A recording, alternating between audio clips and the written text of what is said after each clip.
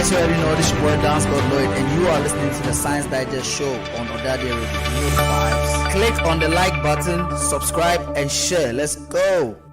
Hello, my name is Elsie Kaufman, and I'm here to support the Science Digest show on YouTube. They have a lot of interviews, interesting things going on. Please watch it. Thank you. For more updates on science, technology, and innovation, why don't you go onto YouTube and watch the Science Digest show? That's the best show on YouTube.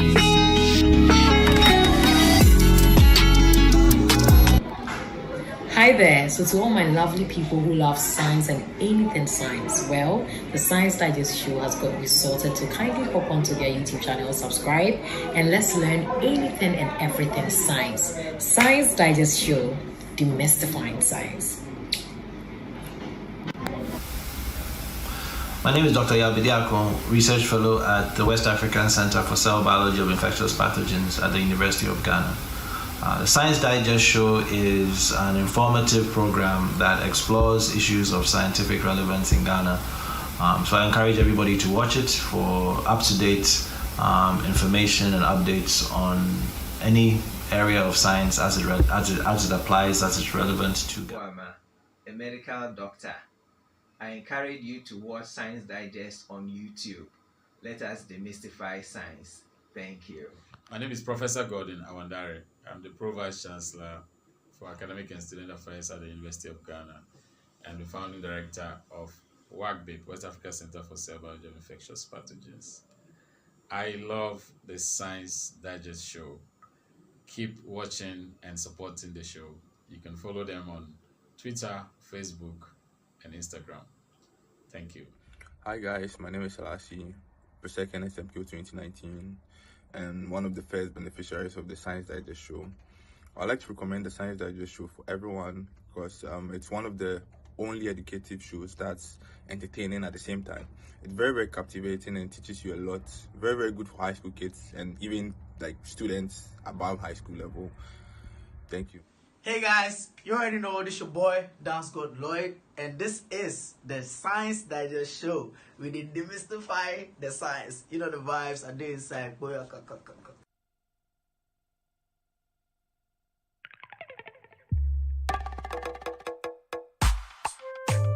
my pen break up.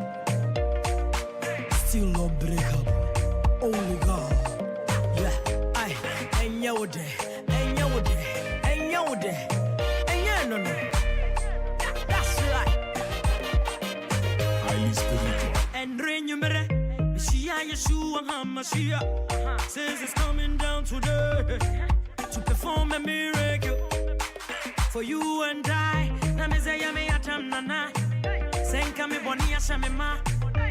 Very far from the mercy, but she give him the opportunity to worship your majesty, to eternity, to the Holy Trinity. Angels are singing, seraphim and cherubim.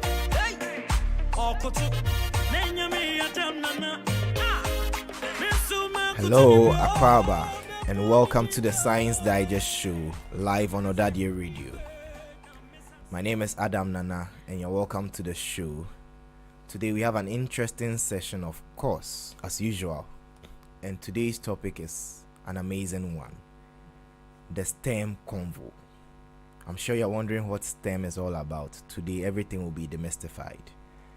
On the show today, my co-hosts are in the person of Selinam Moti. Okay, welcome Selinam. Thank you very much. And hello, love. Welcome to the show. You're welcome. Thank you too. Our guest today on the show is an amazing lady. I'm sure when you see her face, you know that yes, she is an interesting person, of course, and a famous person too. In the person of Madam Evelyn Ajipon. Welcome. Hello, everyone. Welcome to the show. Thank you so much. All right. We'll begin shortly with an intro of yourself. Okay. Where do I start? Anywhere. I think most people know me currently as the quiz mistress of the Sharks, which is a TV3 quiz show. We're in season 6. In fact, we just finished the finals yesterday for season 6. I joined them in season 4. That's where most people will know the face from, I guess. But in my day-to-day, I'm actually an educator. So education consultancy is what I do. I have a kind of mottled journey with Ghana. I'm Ghanaian. Both parents are Ghanaian from the Ashanti region. I was born in the UK. I came to Ghana at 2.5 years old. My primary and 2 years of secondary education were in Ghana, and then we went back to the UK. And then I returned in 2017. So that's kind of my journey with Ghana. And in the interim, I was back and forth anyway. I visited regularly. So I had interestingly, I started with a love of engineering. Okay. My maternal grandfather was a self-taught mechanic. And so when we went to visit with him, they used to be in Dunkwa Onofe. He would be repairing motorbikes. And because I had an interest, I'll be sitting next to him. And then usually when he'd put everything together and he wanted to test it out, he would say, Mamieje Betinamichi, which is my name is Mamieje, so he would say Betinamichi. And my earliest memories are of driving a motorbike at high speed through the roads in Dunkwa Onofe with no helmet or anything. When I think of the safety aspects, it's really weird, but absolutely loved it. And I guess I developed a love of engines then. Okay. I remember once explaining to my dad, just a conversation, I can't remember how it came about. And he asked what I wanted to do, and I said I wanted to be, in fact, at the time I said I wanted to be a mechanic. It didn't go down well. He found it very weird that a girl wanted to be a mechanic. And I think that kind of stuck with me a bit. So because of that, I put myself off the idea of going into engineering. I still ended up in the science field, but I did not do engineering. Do I regret it? No. I think everything happens by design. But that's how I came into the STEM area. So I've been a bit back and forth. My adult life was in the UK. I married, had a child, went into teaching after doing an undergrad in biotechnology as far back as 1993 I graduated from the University College London. And before that, I did a HND in Applied and Industrial Biology at London South Bank University. And the reason why I did the HND before I did the BSc is because I flunked my A-levels. And I hated it so much, I knew I didn't want to go back and do it. And I've kind of worked out, as I've gotten older, that my learning style is not exams. I'm one of those that needs project-based learning and research and that kind of stuff. So the HND worked really well for me, and I went from thinking my life was over when I messed my A-levels up to really excelling at the HND. So much so that when I applied for the degree, I got a first-year exemption and went straight into the second year of the degree at University College and did biotech. We were the first group to do biotechnology at UCL. So graduated UCL in 1993. The one thing it taught me, as much as I love science, I didn't want to stay in the lab. And biotech, at that time, you had to stay in the lab. There wasn't any kind of science for public understanding, going out and meeting people. And I figured, okay, I've got this degree, but I really don't want to go into a lab, so what do I do? And a really good friend of mine said, you know, you're always explaining, I was full of mindless facts, because I read a lot, and I'm a huge quizzer. That brings us back to the quiz. I'm a massive quizzer, so my whole family knows me for this. I have a massive vocabulary, because my dad used to let me read the dictionary when I was young. And so my friend, you're always full of facts. You're always telling us things that we don't know and explaining things to us. Have you thought of teaching?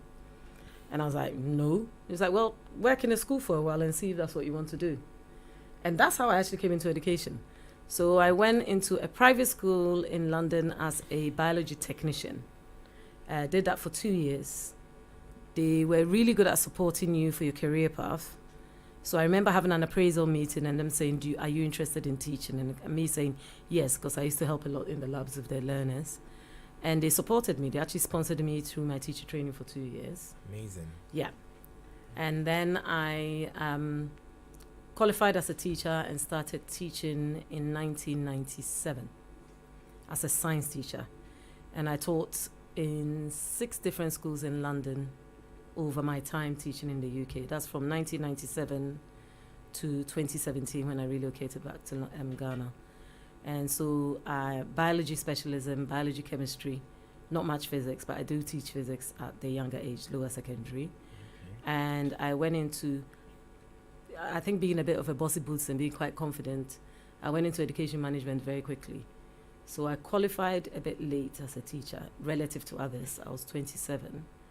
And I had my first managerial role at 29. Wow. So I became a department, Key Stage 3 department. It gets complicated, but lower secondary science coordinator in the school I was in at 29. And then head of science at 31. And then head of science with whole school responsibility at 33. Wow.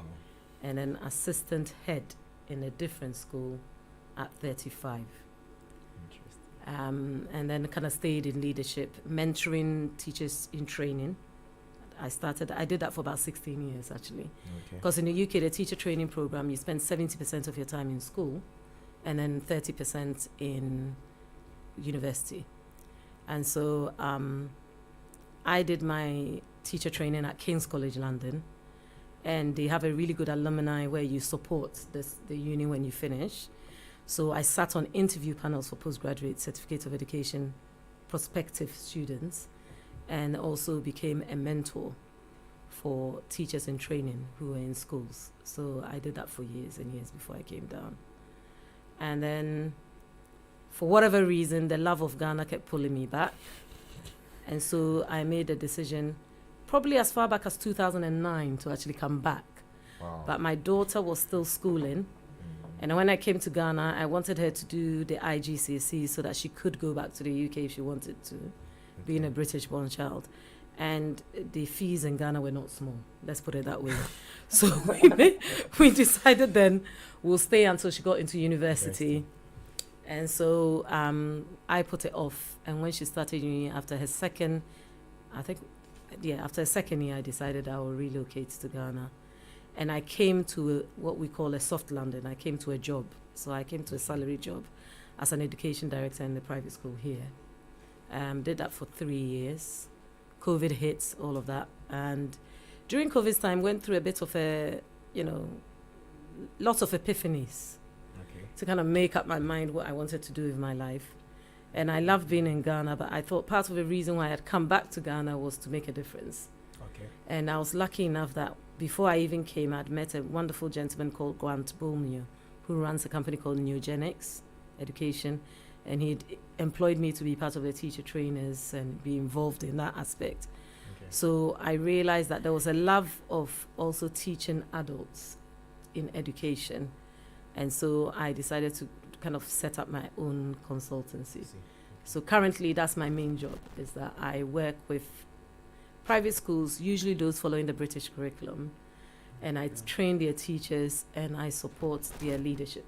Amazing. That's what I currently do. Wow. So that's me. Oh, amazing. A nice trajectory you've given us. And I'm inspired by your journey. Okay, that's good. For not giving up on academics. The love is weird because it's through this friend, and she's a dear friend. She's actually one of my travel friends. My other love is traveling. I love to travel. And Aggie clearly knew me well enough to say, try this. And it wasn't something that I thought about ever, but I found myself in there. Now I'm extremely passionate about education. Awesome. So that's how it works out. Who knows? What's the name of this consultancy? It's called Chrysalis Education Consultancy. Very tiny. Okay. Very small. Why that name? Okay. That's where my sciencey bit comes in again. The chrysalis is one of the stages of a butterfly's life cycle. Okay. And a chrysalis is what is formed just before you get the butterfly. So the concept in my head was that you are trying to make butterflies out of people. Okay. And so you are the chrysalis. You're the one that is supporting the growth and everything so that they burst out to their butterfly stage. Okay. So like some form of metamorphosis. That's exactly it. It's metamorphosis, indeed. Interesting. Yeah. My co-host will have some questions for you. I'm sure he will. I can see him looking at me thinking, I've got lots to say. I know, right? So, Love in the US, I'm sure you also have questions. So after Selassie, Celine, I'm sorry. So what mainly caught my attention in the course of when you're speaking was the fact that you said you weren't someone who learned based on exams. Yes. Yeah, that's not really appreciated in Ghana. No, I know it isn't. So in a way, it's a good thing my parents took me to the UK. Because if they left me here, I don't think I'll be here where I am now, in all honesty. No, I don't think I would have done. I think I would have given up after the equivalent of the WASI, I think. Because there was no other pathway. Whereas in the UK, there were many other pathways. So when I didn't do so well in my A-levels, obviously the universities you chose you can't get into because you haven't made a grade. And I kind of thought my whole life had fallen apart at this point. I cried for days. Really, I think I was in a bit of a depression, to be honest with you. And my mother came in one day and said, okay, so, with all this crying, what else are we going to do? You need to go and get some help. That's how she put it. And I don't know if it was her suggestion or whether I went back to school to ask for help. I don't know how it worked out, but there was a careers advice center in one of our local libraries. And so I went there and said, my life is over, help me. And they said, how old are you? And because when I went to the UK, I went back a year. So instead of going into year 9, which would have been equivalent of JHS 3, I went to JHS 2. Okay. That made me a bit older than my compatriots. So I was 20 going on 21. And that worked in my favor because you can go into tertiary institutions with not the best qualifications as a mature student at 21. And they manipulated the data in some way that you don't have to be 21. You have to be in your 21st year to go into tertiary education. So that's how I ended up with the HND course. So they gave me the options, what's your interest, etc., etc. And then I went and interviewed. I went and interviewed at London South Bank University and University of East London. And it's interesting. My course director was called, and I've got to try and remember his name, I think it was Tom Higgs. And he was so friendly. I remember that very well. The interview was really, really friendly. And it was almost like a conversation. It wasn't an interview. It was like, okay, so what are your interests in science? Which aspects of science do you like? We had a huge conversation. And then after a while, I could see the conversation was going towards, so when you join us, this is what you'll be doing. And I thought, I'm in, right? Yeah. And I walked away and he said, you get a letter from us within a week. And I did. I got a letter basically saying, welcome to London South Bank University. And I was like, wow. And it was like you'd got a second chance, right? So I went all guns blazing and I was very conscientious, and I've kind of stayed conscientious since then to make sure that I did really, really well. Because I wanted to make everyone proud, almost like you've lost a chance and then you get it. Yeah. So I think here we need to kind of start looking at that different learning styles. Yeah. Because I've come as far as getting an MA. Oh, I forgot to mention the MA. Right. One of the institutions I worked for sponsored me through my MA. You see how much blessings I've had. So I was sponsored through my PGC, Postgraduate Certificate in Education, and I was also sponsored through my MA in Education. Because then I was in education, and I did my MA as a mature student. It was action research. I didn't have to do any exams. 6 portfolios and a thesis, and I got my MA in education from London South Bank. So I started in London South Bank, went to UCL to do my BSc, went to King's to do my postgraduate in education, and then went back to London South Bank to do my MA in education. So, to get this far without necessarily being a huge academician, I'm one of those that I don't think I'm the brightest person in the room, but I'm knowledgeable. And if I'm interested in something, I read a lot about it. I'm not naturally gifted academically, I don't think. I have to be quite honest with myself, but I'm hardworking and I'm conscientious, and I think that has brought me so far because of that. Okay. So, yes, I think we need to change the script in Ghana to allow learners who have an interest in something, who are not necessarily academic and can't get the A's and the 1s and whatever, to still be able to follow their path. And I think that's something that's lacking in our system. Okay. Yeah. So how do you suggest that will be implemented? I think it exists, but we don't join it up properly because we have the TVET route. Vocational is spoken about a lot, but sometimes it's spoken about almost like the bad second cousin to the academics. Almost like if you do vocational, it means your life was over and you just choose that as an option. But without vocations, where would we be? We won't have our caterers, we won't have our seamstresses that we all go to make our clothes for us. Those who repair our cars, they've all come through that route where they've either done it through watching others as apprenticeships or being self-taught or whatever. And we do need them because they're the ones that will make the table you sit on, the chairs you sit on. All of that is vocational routes. And we just need to. I know, for example, the German system and even the UK has a BTEC that goes to level 7, which is the equivalent of a master's, but it's a vocational route. Okay. And it's mainly portfolio practical work, so that the examination aspect isn't huge for those who struggle with that system. So it's here, it's just the joining up that is the problem.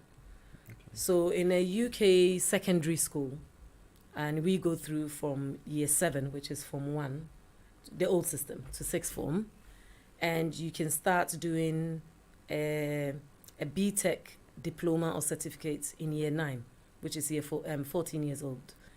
And you can do that in conjunction with doing the traditional GCSEs or O-levels as they were called. So you can have a child who comes out and they've got qualifications at GCSE, which are very academic, but also parallel to that, they have BTECs, HNDs and whatever, not HNDs, but certificates at that level. And they can follow whichever pathway they got. And it's recognized at the tertiary institutions. You can go in and do degrees with it, etc. So I think that's what we need to do here, is the marrying up that we haven't done so well. It does exist, but it's just not sold very well. Okay. Yeah. Interesting. So I think here is where I crack a joke. I believe in Hess's law. Okay. And I think it's independent of the path taken, the enthalpy change will remain the same. Indeed. So as you're rightly saying that we have parallel approaches in where you trained or where you grew up, maybe we can copy suit or assimilate that here. Indeed. Such that if you plan A doesn't work, there's a plan B, Indeed. a plan C, and it should send you to your destination. Indeed. No matter what happens, like an Uber driver sort of. Indeed. And there's a lot of people in our system who are walking around feeling that they've not achieved anything. Purely because they didn't have the right options. And that's my sadness, is that you get a lot of people, they drop out of school for whatever reason, and there's no pathway to come back. It becomes very challenging for it to be looked upon. And we're kind of fixated with the best degrees, whatever the best degree is by definition, I don't know. And you know, everyone wants a child who's a doctor, an engineer, you know, the traditional old jobs. But all research is currently telling us those old jobs are shrinking, and we actually need to think differently, because we're training people your age for jobs that are yet to come. We don't even know what those jobs are. So we just need to make you resilient and flexible enough to be able to step into any job. Is that flexibility that we're trying to get. So I think that's what we need to really start thinking about. Interesting. Yeah. To be future ready, eh? We have to be future ready, very much so. Yeah. Sure. Love in the US. Any questions for our guest? I think you have quite an enviable journey. Oh, really? It was painful at points, but From, I don't know, but I think this is what we all aspire to be. But, it's quite a journey. And thank you. Literally like a role model to whoever looking up to you, knowing that at least they can start somewhere and they'll get somewhere eventually. Yeah. So I know you talked a little bit about the learning mechanisms, and I was hoping if you can give a specific style. Probably it won't be one size fit all, but if you can give an example so that others can actually build on it or find what works best for them. Okay. Now, obviously, having studied education, there is a whole area of literature on learning styles. The most obvious one is the VAKs, which is visual, auditory, or kinesthetic learners. And some people need to see what they are learning in order to understand it. Some people need to hear it in order to understand it. And then the hands-on They need to be able to actually put their hands on something, try it out. They'll be your deconstructors and your reconstructors, and that's how they learn. So abstract concepts have to be made almost physical for them to appreciate how they learn about it. Then obviously it's also to do with how you retain information. All the research currently says you retain information if you are part of the learning process. You're not sitting there and just listening. You are acting on it.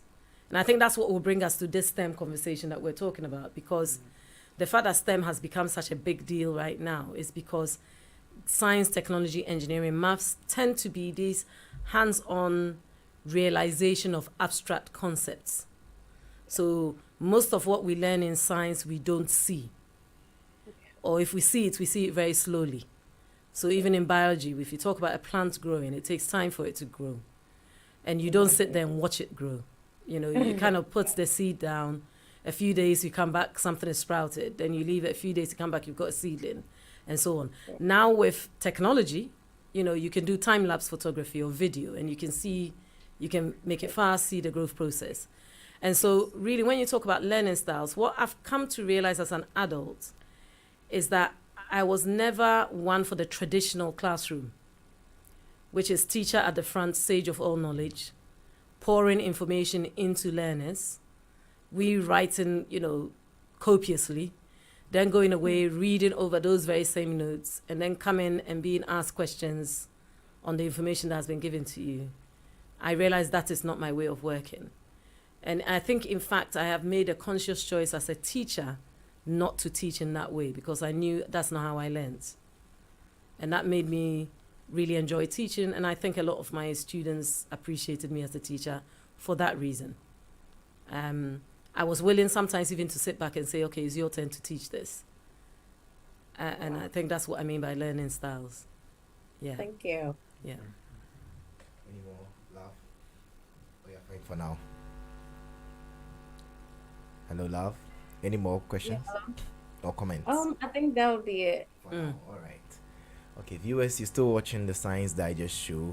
We are live on ỌDADEƐ Radio. ỌDADEƐ Radio can be reached on Facebook at ỌDADEƐ Radio and also at ỌDADEƐ Radio Ghana, on Twitter at ỌDADEƐ Radio, on WhatsApp on the number 020000 and then the studio line is 0302 551014. We are also supported and powered by SMC Consult, So Much for Christ, EPP Books Services, located opposite the Legon main entrance on the second floor of the high-rise building of the Legon City Mall. Stick around, stick and stay. We'll be right back to delve deeply into what we call the STEM Convo.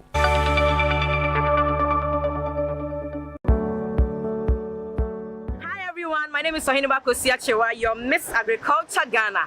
And keep watching Science Digest Show. Keep watching Science Digest Show. This is where you get up-to-date information on everything happening in the agribusiness sector. You know, right? That is where the money is. There is gold in the soil. Science Digest Show is the best. Subscribe and get all the info. We love you. Hooah. Always remember. Welcome back to the Science Digest show, and we are live on ỌDADEƐ Radio, powered by SMC Consult. Science Digest show is also supported by EPP Books Services. Today's edition of the show has an interesting topic, the STEM Convo. But before we delve deep into that, happy belated birthday, or belated happy birthday, of course, to my producer DJ Use, that is Mr. Joseph O2, who is always doing the wonderful works for us. We wish you a blessed happy birthday.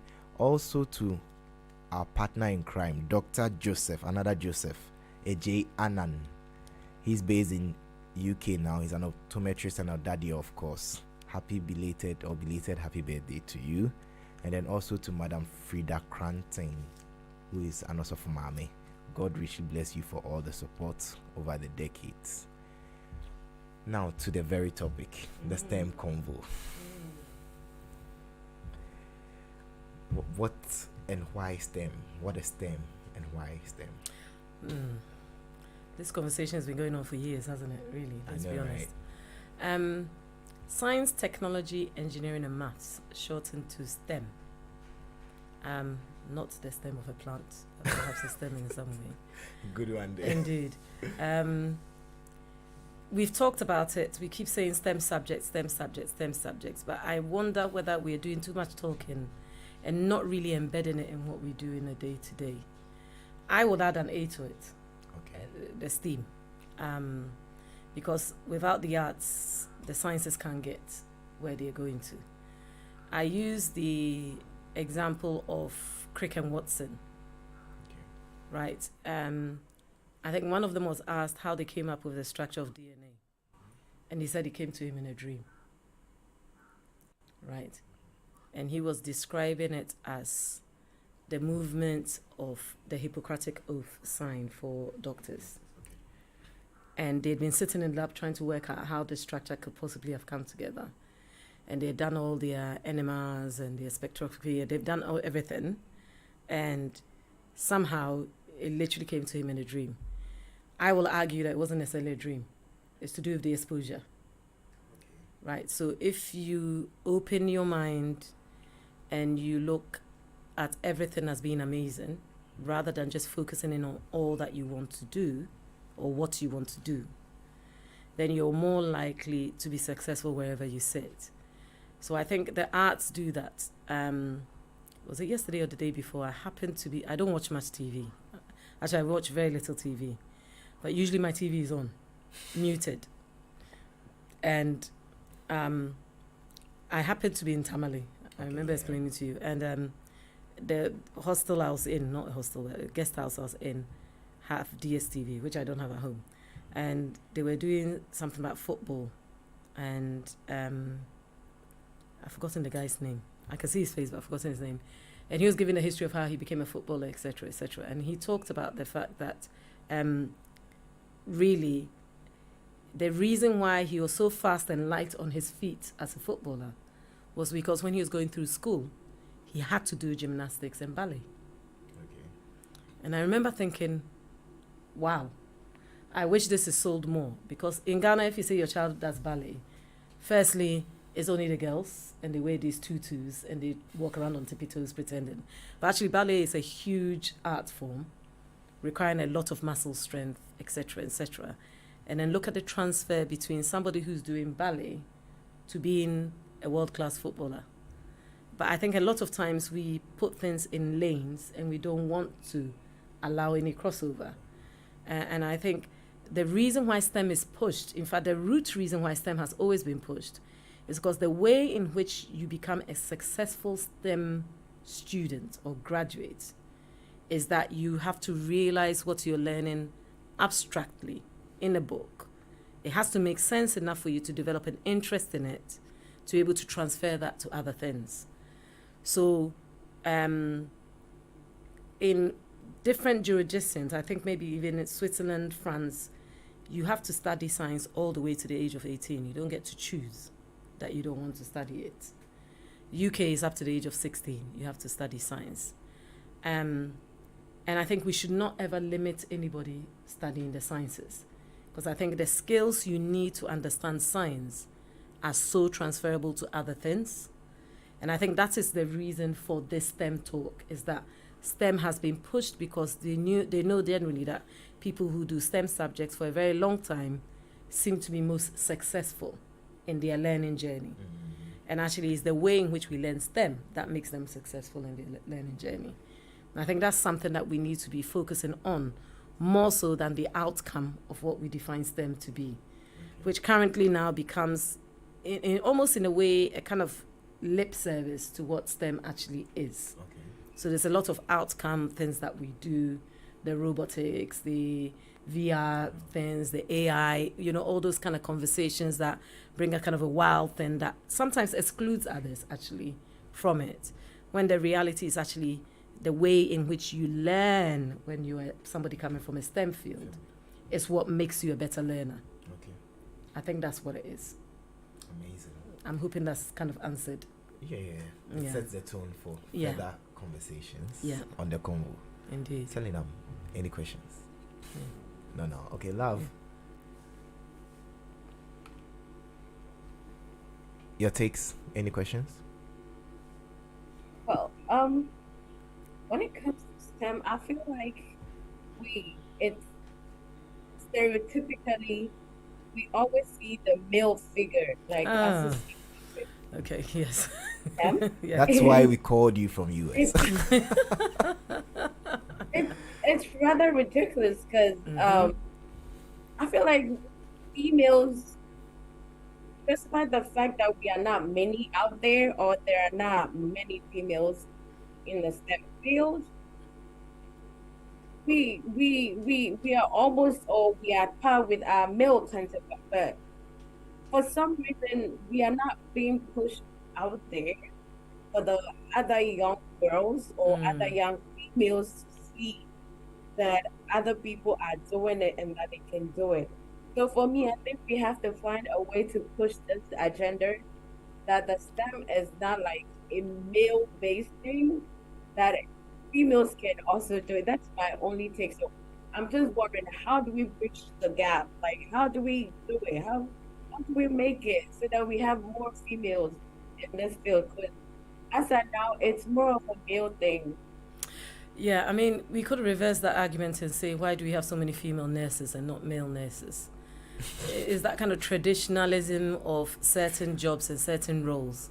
If you recall, when I was giving my kind of life history so far, I talked about the fact that I was interested in being a mechanic and discouraged. It's just we have these traditional concepts of what roles and what jobs go with particular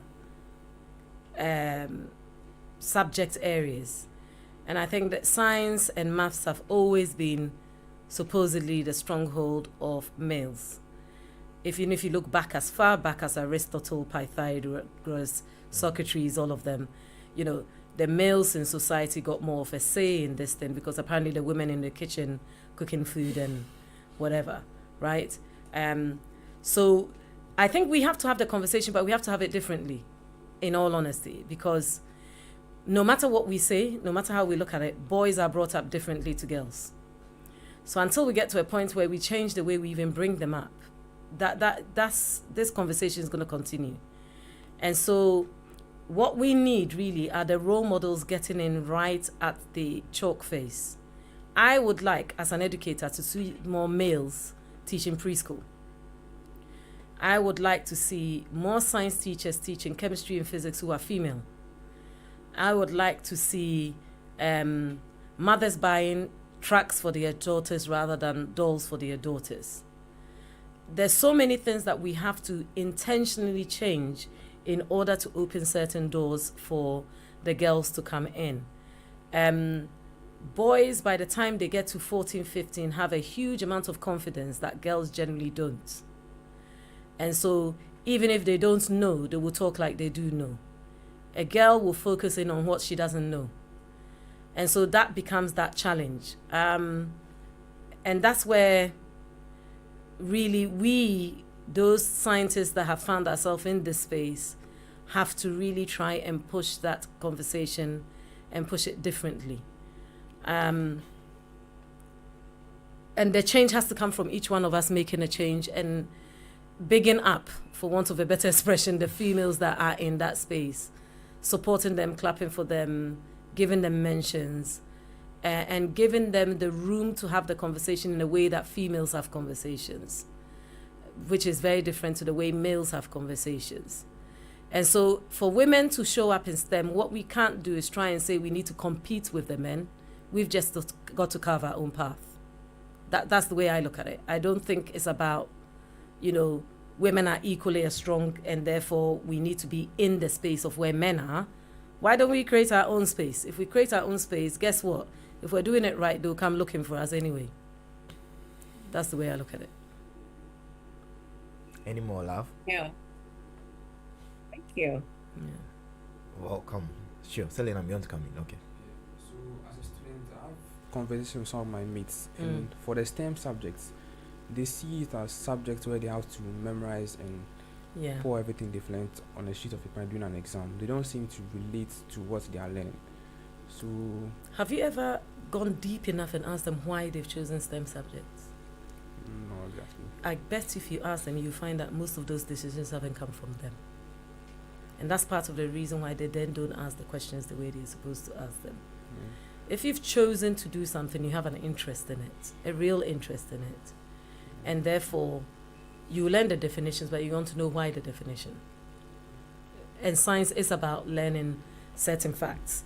We've learned this is the phenomenon as it stands, or this is the theory as it stands. Until somebody can find evidence to debunk what we know, this is how it goes.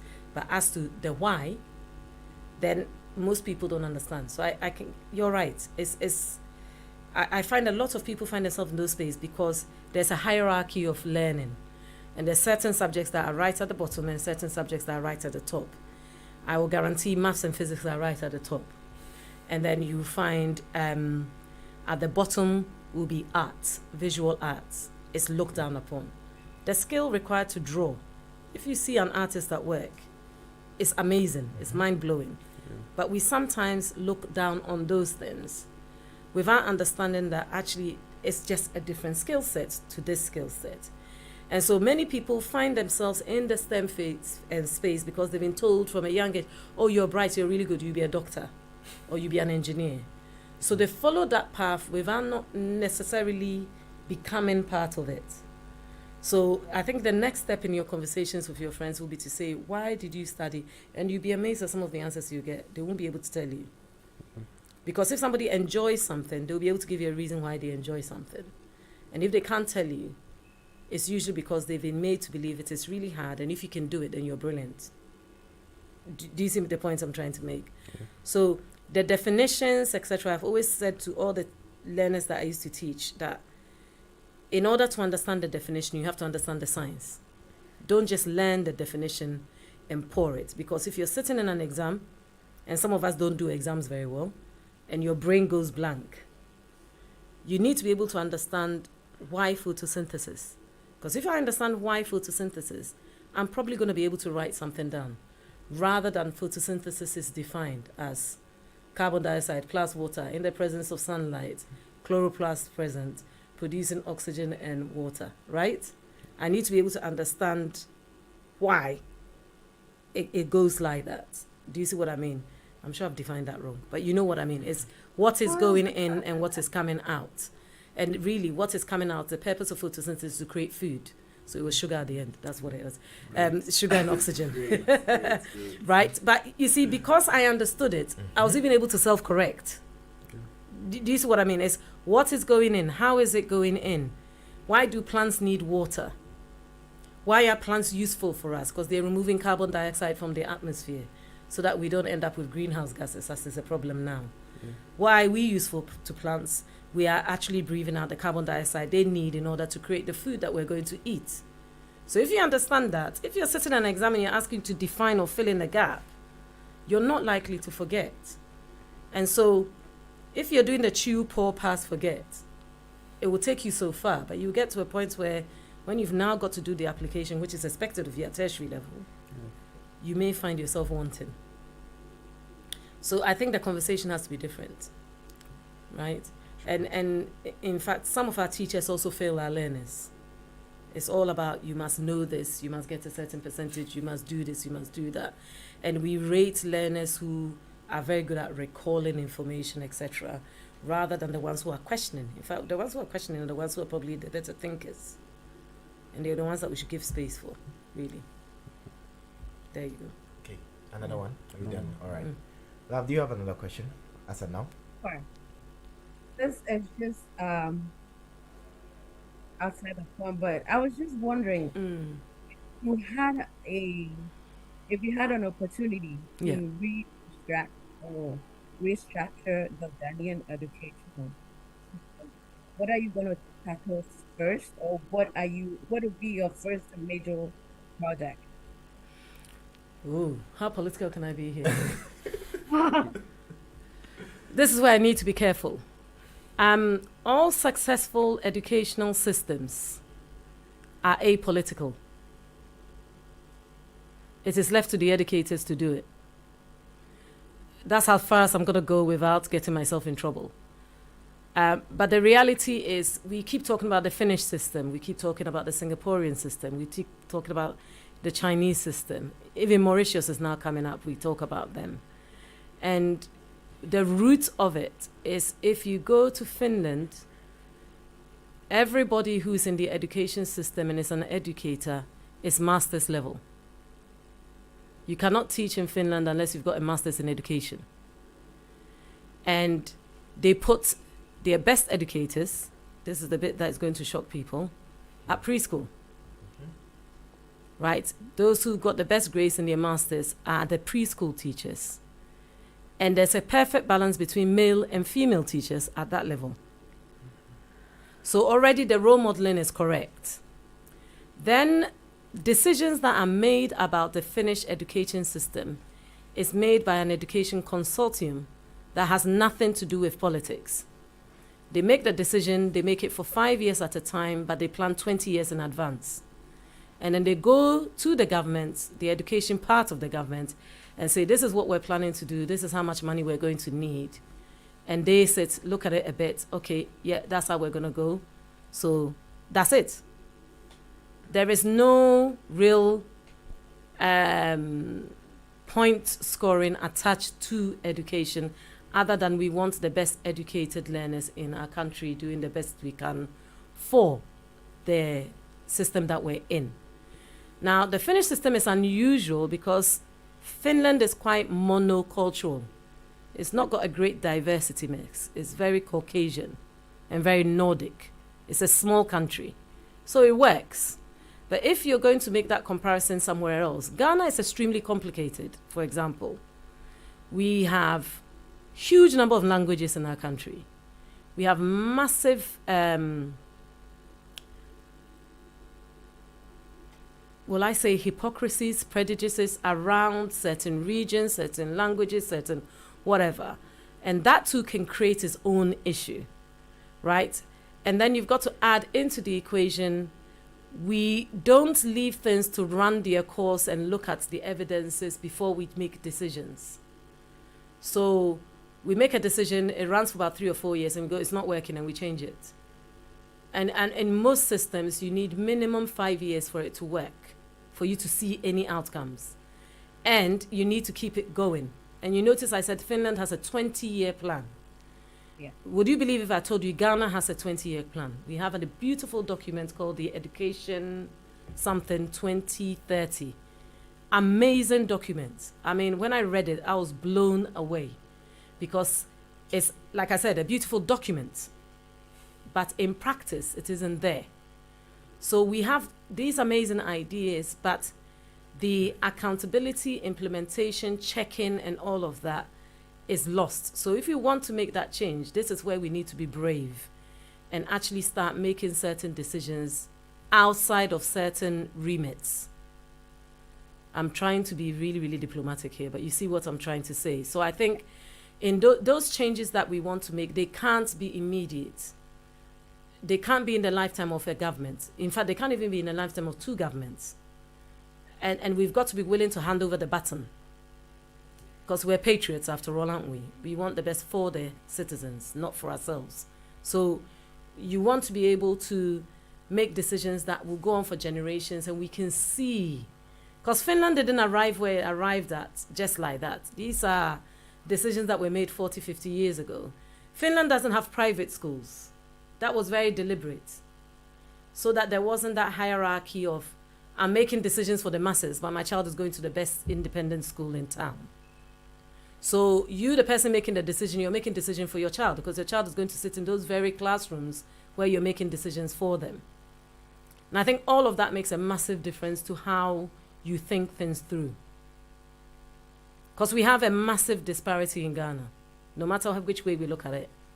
You know, that child that has to cross a river, take off their shoes, be carried on somebody's back before they end up in a classroom where they've got to sit on bricks with a teacher who's writing not on a chalkboard but some paint on a wall, to children who are in first-class classrooms where they're doing blended learning, etc., in the same country. That's our challenge.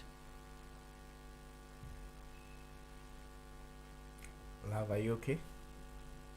I am. I was just thinking about the disparity. I just realized this is a big issue. Yeah. And when I asked the question, probably I was a little bit closed-minded, but listening to her, I realized we have issues on so many levels. Yeah. It goes way deeper than Yeah. we can imagine. And I'm pretty sure most of the laws that are in place, and we don't even have the infrastructure to begin with.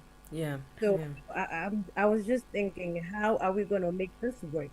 Because if we have to actually implement something that will be successful, we need to have everybody on the same math line.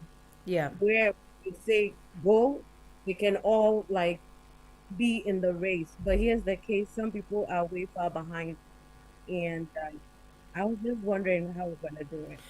If you think of the bigger picture, you're likely to get depressed and give up. So I think what you have to do is try and make the change in small corners and hope that it kind of rolls and a ripple effect out there. There's a lot that needs to be done. There's a lot that is happening in small pockets. And as for policy and design and what have you, everything you want exists in Ghana.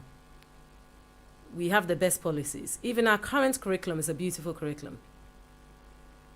I'll be very honest with you. When I read it, I was blown away. And the difference is exactly what you said. Are we equipping people to be able to deliver on that beautiful document that we have written?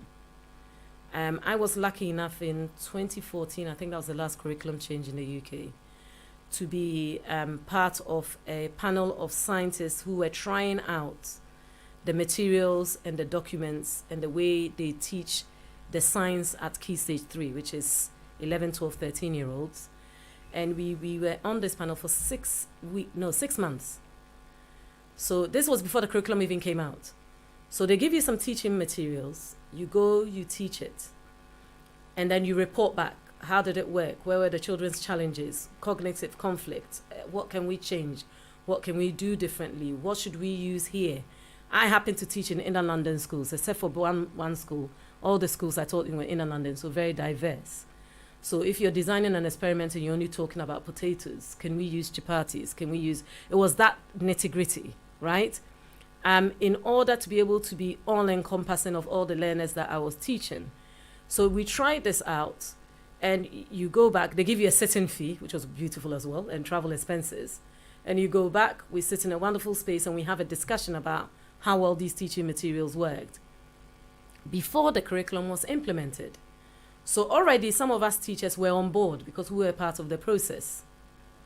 And you're selling it to your colleagues already, saying this new curriculum is going to be amazing because we're going to be doing this instead of doing that. We're having those kinds of conversations already. So when the new curriculum came out, a lot of teachers already knew. They sold it very well. They engaged teachers on the ground very well. And what happened with the Ghanaian curriculum was, for want of a better expression, most of the writing was done somewhere, and then it was brought and said, here you are, this is this beautiful curriculum, get on with it. And a lot of the teachers were saying, but we don't have textbooks, okay? Which blew me away until I discovered that in some schools, they don't even get electricity. So you cannot be telling them they should be showing video clips or projecting something when they don't even have the facilities in order to do that. The children don't even have tables they're sitting on and chairs. So how then do you tell me that as an example of a practical, if I don't have the equipment, I can show them an animation of the internet? It doesn't marry. So therein lies our challenge, right? We have a lot of big brains in Ghana with amazing ideas. The doers are what are missing.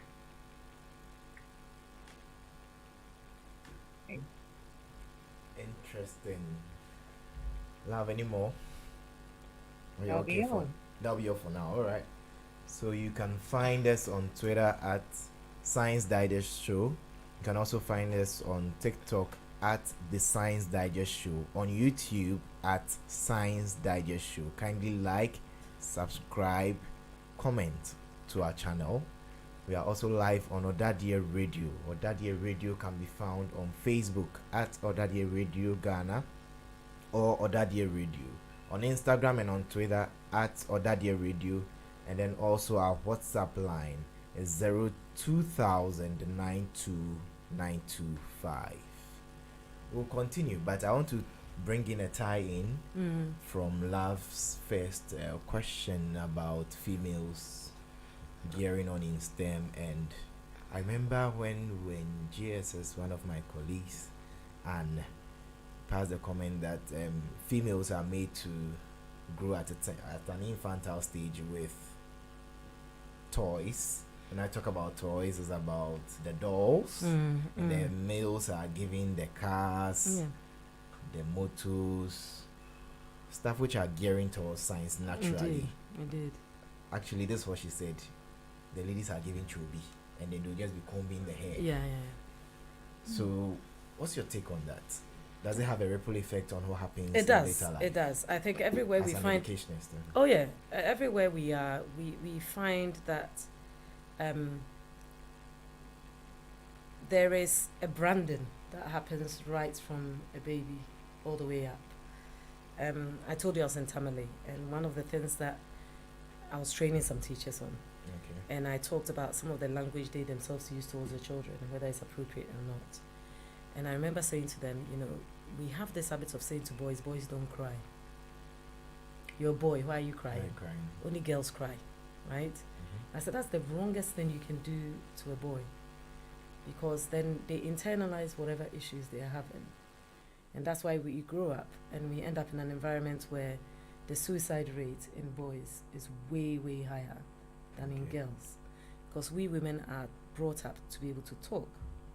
And if we feel like crying, we cry. That should a boy do that, they're seen as being soft. In the same vein, it's about, putting boys in the kitchen. If a woman does that to the son, that's going to cause consternation in the family. But they've got to eat. So who's supposed to cook the food? Right?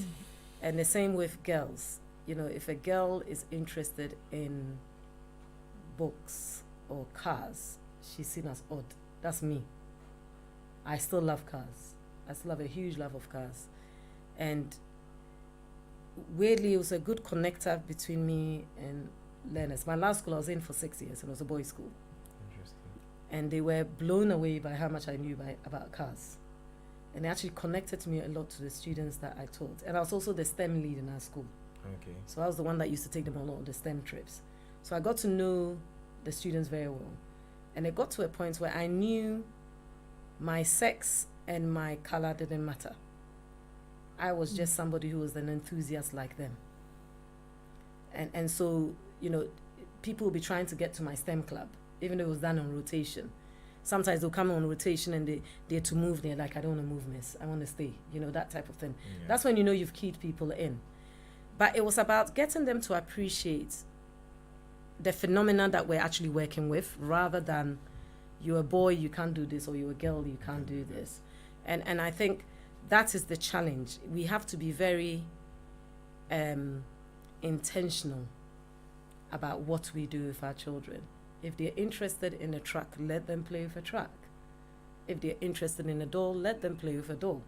Boy or girl, I don't think it's an issue.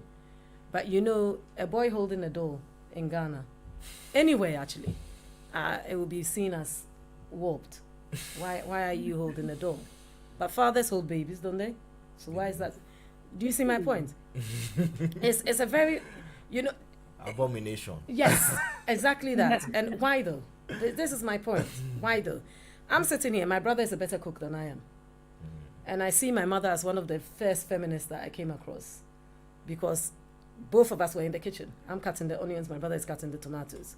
Much to the chagrin of my father, he did not like it at all. Possibilities for them. I think it's a great thing that we should work on. But it has to be conscious.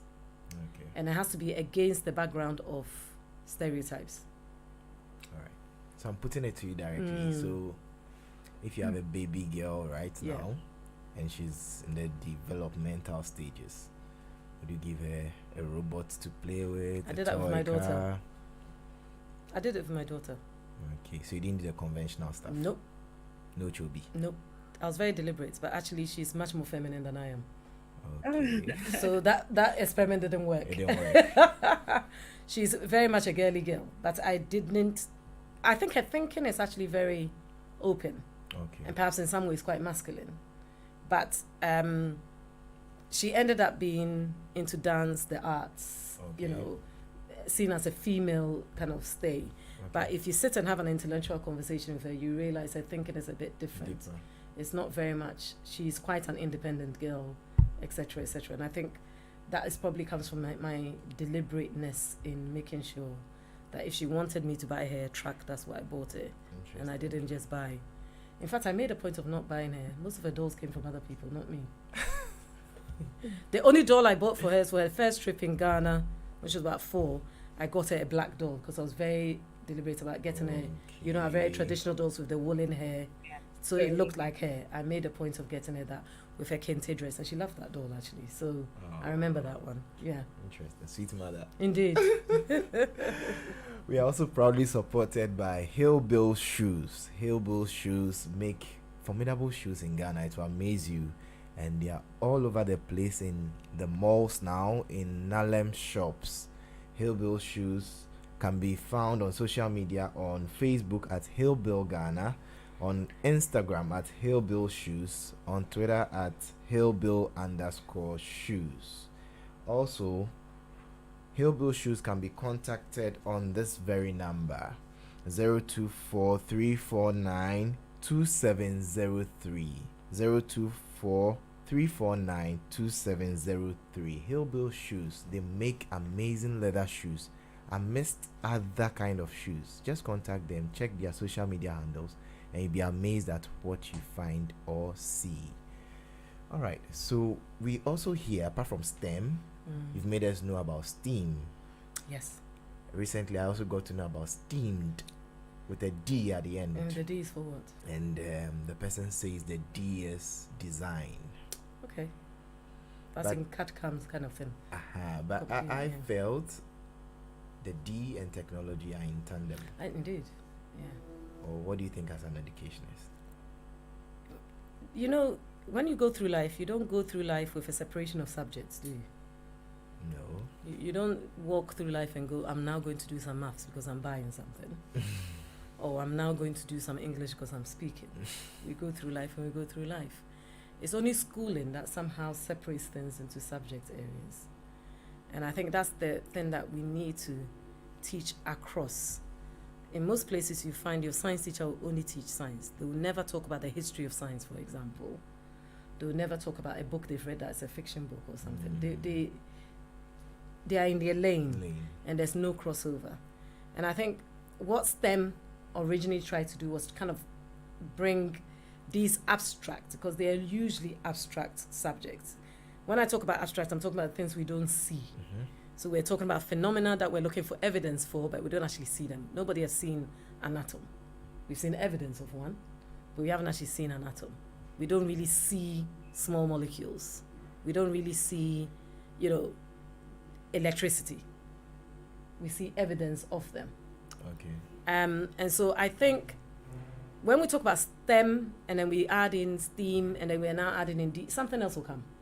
And the reality is now we're talking about life, isn't it? Yeah. It's about the reality of life is you can't just be a science student and not have any experience of anything else.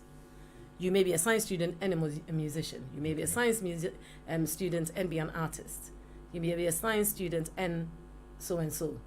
I heard the other day that there was a university that in order for you to go and do maths, you should have done music up to a certain grade. And it was something to do with rhythm and octaves and whatever, understanding of maths. But it's not something that we think about too often. We kind of assume everything is a standalone. And I think STEM, STEAM, all of that is to do with an amalgamation of what happens in life and how we go about understanding it. Yes. But we have to have labels because that's how, you know, we categorize as humans. And so I guess that's what it is. Okay. So with this theme, I think something else will come along. But the idea of STEAM, and I'm an advocate of STEAM because I explained to you I have a daughter who's very artsy. And I myself am a huge appreciator of artists. Okay. But I can't draw. But I have an understanding that what they do is so mind-blowing that I appreciate it, because I could never do it. And I think there has to be a certain amount of imagination in science. Because if you're going to come up with a new theory, a new phenomena, you want it to be in a way that is okay for public understanding. So that it's not just science, it's to explain it to everybody. So when we have Newton and his discovery of gravity, they used the apple model. He was sitting under a tree, an apple dropped on his head, and he wondered how that happened. Everybody remembers that story. Then it gives us an understanding of gravity.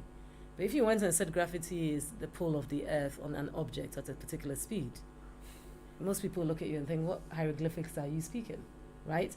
So I think really it's good we're bringing in the arts, and it's good we're bringing in the D, but the D, like you said, is technology, is design. And in everything we do, there's some beauty in design in it. So science, technology, engineering, maths, the arts, design, it's all to do with the thinking process. And I guess that's why STEM is such a big thing, is because we are quite intentional about our thinking process. Like if you talk about the scientific process, no matter which part of the world you're in, the scientific process stays the same. There's a hypothesis, there's a prediction, there is, methodology, a repetition. Does my data look the same? Is my data precise? Have I chosen the right instruments? And no matter what language you use, it's the same thing, right? So I'm guessing that's probably what this idea of STEAM is trying to do, is to bring in all the facets of what makes STEAM so good. Interesting. All right. My co-host, do you have any questions at this point? Or any contributions? I think I for one, I just came by STEAM quite recently. And, I just realized that even educationally, for instance, when I'm applying for STEM programs, they do have funding, they do have scholarship, as opposed to the arts program. And if you need the funding, definitely you go where you get the funding. So I'm just wondering why the A is being downplayed, because as team, we need all the compassion contingents to come together to make us art. But it feels like for arts, the humanity side is being downplayed. Would you know why that is? Why we more technology, the science, the engineering, and whatnot, and not the arts aspect of it? That question, I don't even know if I have the answer to it. I can make some suppositions, which is that hierarchy, isn't it? Certain subjects are seen as hierarchically better than others, even within the sciences. So I trained as a science teacher with a biology specialism, and biology is seen as the weaker one of the three sciences. Okay? Irritates the heck out of me, but that's another story.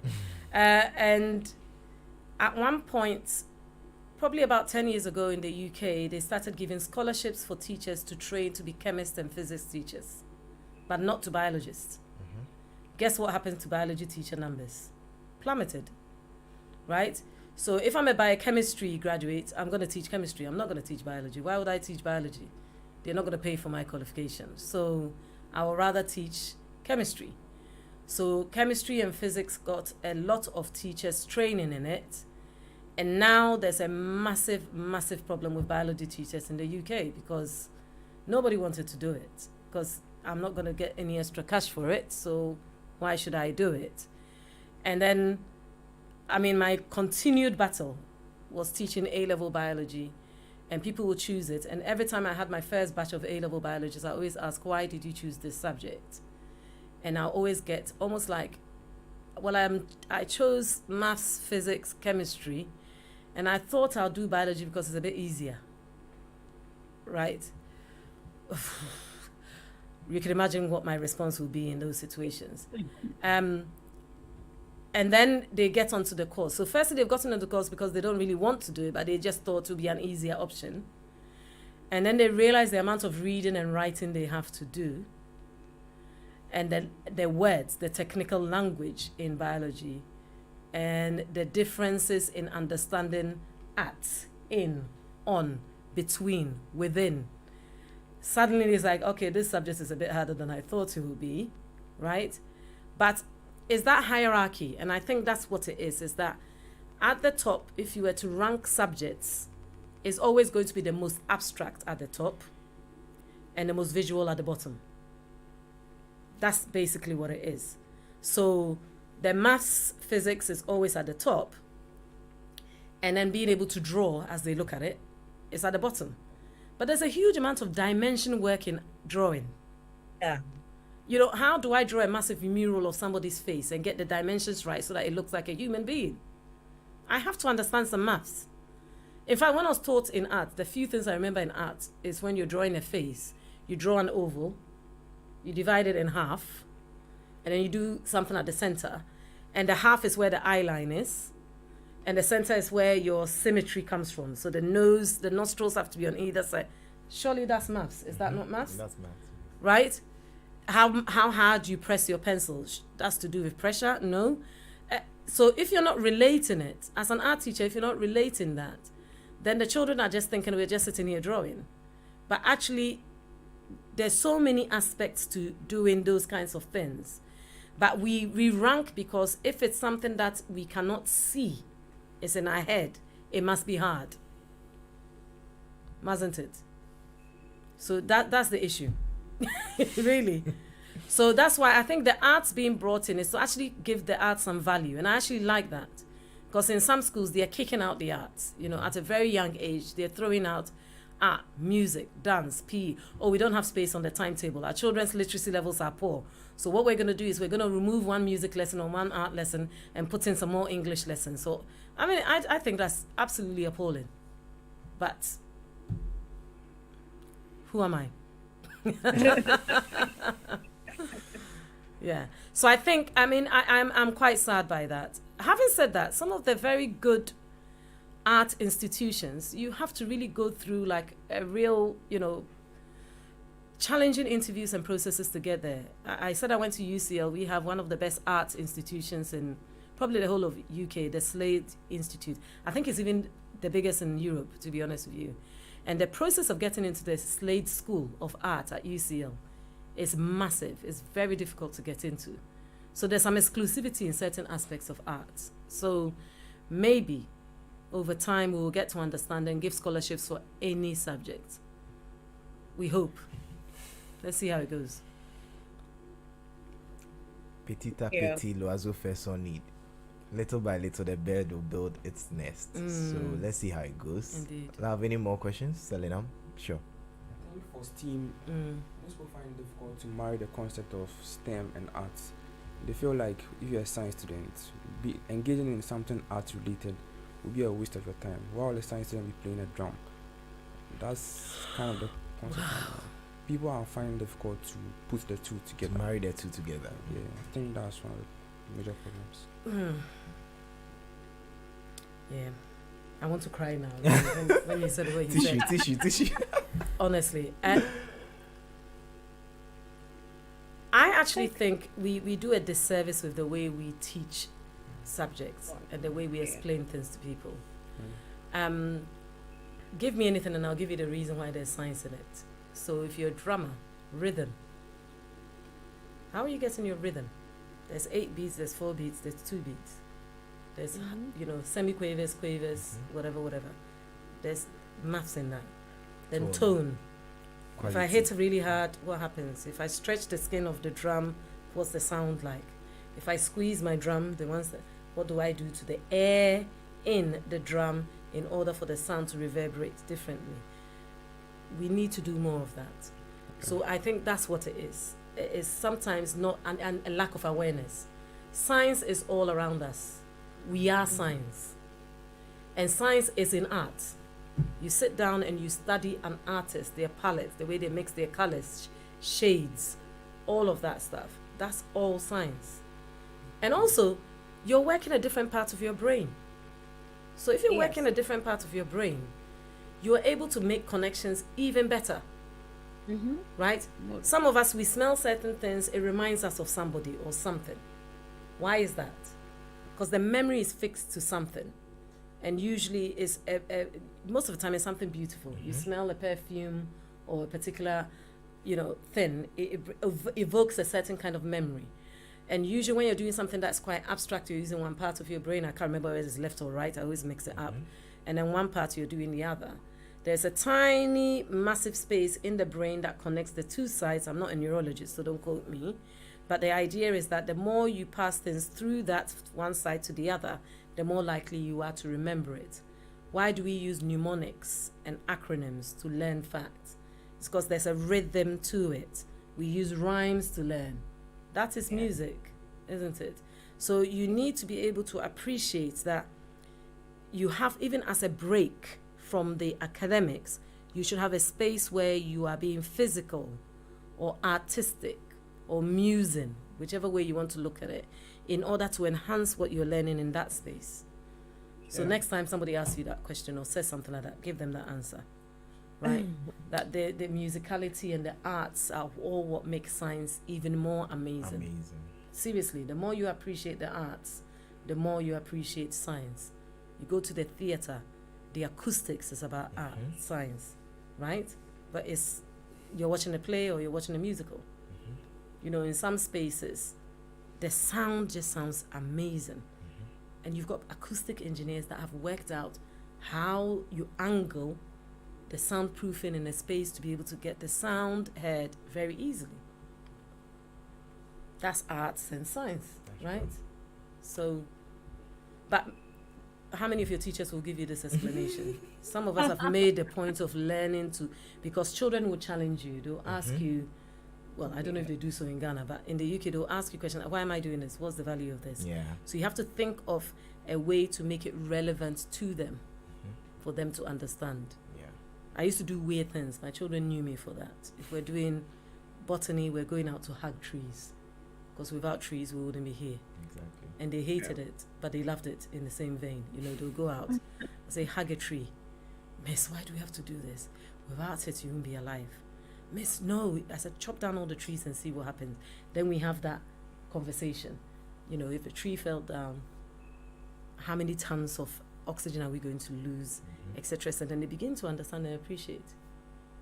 So I think it's making the learning and the understanding joyous. Right? And the music teachers also have to push their envelope a bit. Do you have music in Presec? We praise the Lord for that. Do they do art here as well? Yeah, we do art here. Yeah. It will surprise you to know they even had students who were playing violins in the past. And I think it's a beautiful thing. I think we should never downplay it. And anybody, if I find anyone in any space who's denigrating somebody's talent and art, I always pull them up on it. Because my first question is, can you play the drums? If you're laughing at somebody who can play the drums, can you play the drums? No, so how dare you then say they're not playing the drums? Do you appreciate music? Where do you think the sound comes from? The air? Somebody's having to learn an instrument to be able to play. Right? So they should. In fact, all research, educational research says there has to be downtime from the academics because it enhances the learning of the academics. In order to do better academically, it's not sitting by your books for a longer period. It's sitting by your books and managing your time well enough to maximize when you're learning. And then your downtime is actually to give you the energy and the strength to go back and maximize your learning again. So those things, I think sometimes we even as parents don't get it right. We make comments and do things that don't really help, So there we go. With what you said about the theaters, it will surprise you to know that not every kind of chair can be fixed into a theater room, as in a movie theater, I mean. Yeah, to help with the soundproofing, there are certain kind of chairs that have entrapment of sound. Yes. The foamy, the cushion kind of chair. So when you enter, let's say, International Conference Center, you see that the chairs there are different from the one we have here in the studio.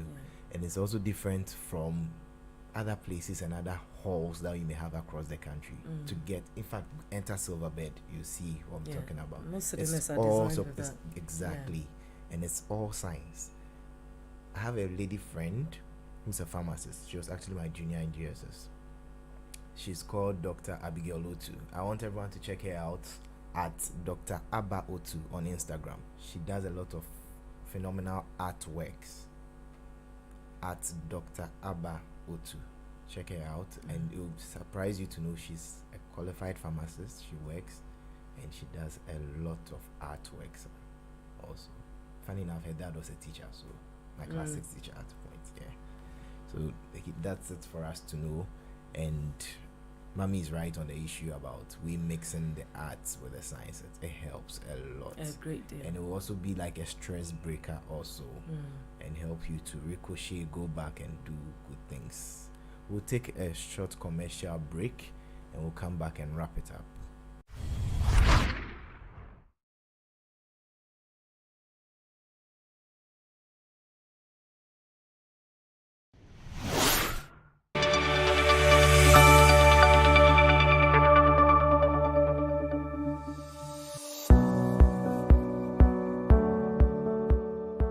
So the world around us, interestingly, has changed a lot, and thanks to technology, and that's why I'm excited, and I would want to recommend you to watch Science Digest show. This is a show that demystifies science and makes our children and everybody as excited about technology and the science around us. And I believe that that is what will make our world a better place for all of us. Keep watching, and I wish you all the best.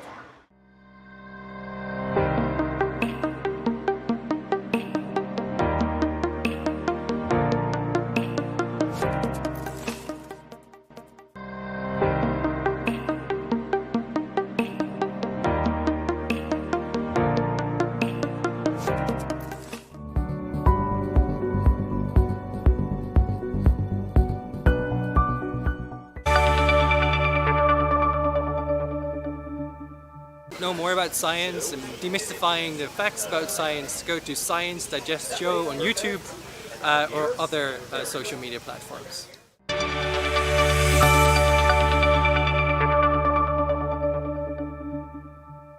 I encourage all of you to tune into the Science Digest Show. That's Demystifying Science, and they're on YouTube. You should follow their handle. And like they say, science, yam no fiko fiko.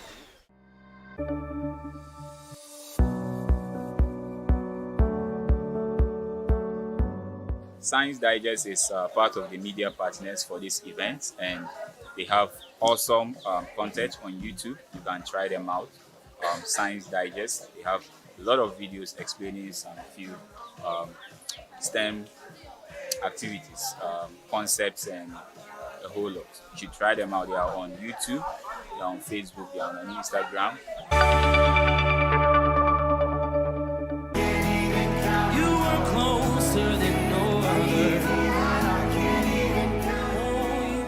Many million miracles. We are live on ỌDADEƐ Radio. ỌDADEƐ Radio, shine the light. This is still the Science Digest Show. Science Digest Show, demystifying science. Science Digest Show, yamna fiko fiko. And we are proudly supported by SMC Consult, So Much for Christ. We are also supported by EPP Books Services, and then we are also powered live on ỌDADEƐ Radio. Today on the show has been an interesting time, but I would like to talk about a group called Ubuntu Foundation. Ubuntu Foundation has been doing a lot of social media campaigns, active philanthropic work, and then also health campaigns, amongst other things. And we have Dr. Kwabna Asante J, who is the CEO and founder. Shout outs to him and his team for doing all these works since the year 2015. We'll be wrapping up shortly on today's conversation, the STEM Convo. It's been an interesting time. So last Selinam Amaline, you enjoyed the time, right? Yeah. Love, did you enjoy the moment today? I was doing amazing. Great. So we'll be wrapping up shortly. We would want to get the concluding words from Madam. Yeah. See, when you put me in my area of passion, I can talk forever. Mm-hmm. So to conclude, I honestly think there's so many facets to what we need to do to move the STEM conversation forward. we talk about it, but usually we don't actually unpick it as to why we're talking about it. Why do we keep insisting on STEM? Why are we now bringing in the arts? Why are there not so many females in the STEM area, etc.? And really, we need to unpick the reasons for it. And I think you can't use what you do for males to be the same that you use for females to get them into the STEM field, because we are brought up differently, whether we want to or not. We can only make changes in our small little areas as to how girls are brought up. And so the conversation has to be had a bit differently to kind of get the interest where we want it to. I think moving forward with STEM and what we want to do with it, we need to be ready to have conversations in spaces where we're not meant to have conversations, if that makes sense. If you want to discuss STEM, discuss it anywhere. In the kitchen, STEM is happening. You know, on the football field, STEM is happening. So bring those conversations in such a way that people don't even realize the STEM they're discussing. And then maybe we may get there. But our thinking really needs to be, you know, they say, you know, think like you're thinking out of the box. Okay. I would say think like there is no box. Okay, so there's no wider space. There's no restrictions whatsoever. Be ready to listen to whoever is questioning or asking questions. I think too many times we think age, seniority equals wisdom and know it all.